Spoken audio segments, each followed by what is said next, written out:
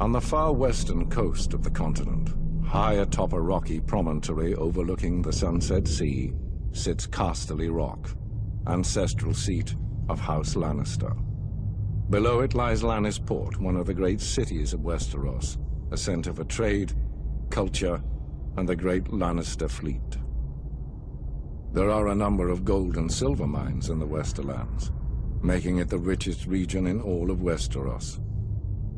One of the most productive mines lies beneath Casterly Rock itself, making House Lannister the wealthiest of all the noble houses.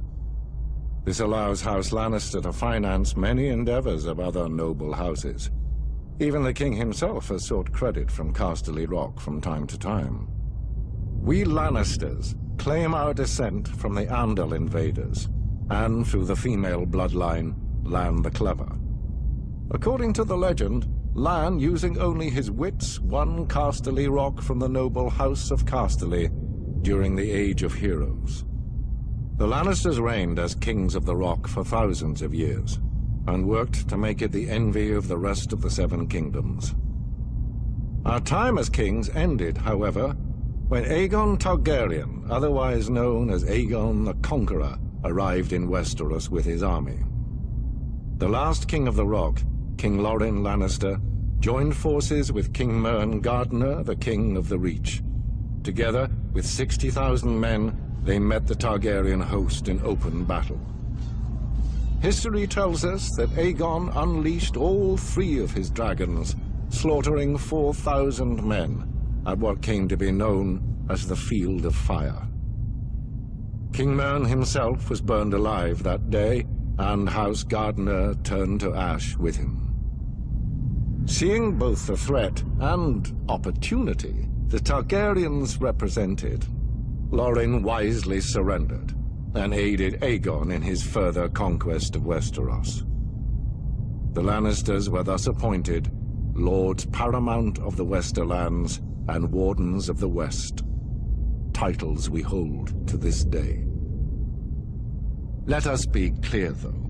It is neither luck nor royal favor that makes our house prosperous. There have been times in our history where some have thought us weak, lazy, or opulent. My father, Titus Lannister, nearly bankrupted our house with his poor investments, and allowed himself to be mocked openly at court. When our vassal, the Rains of Castamere, dared to rise up against the Lannisters, they learned how dangerous it can be to taunt a lion.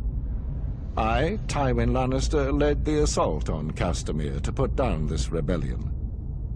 I made an example of them, to anyone who doubts our might.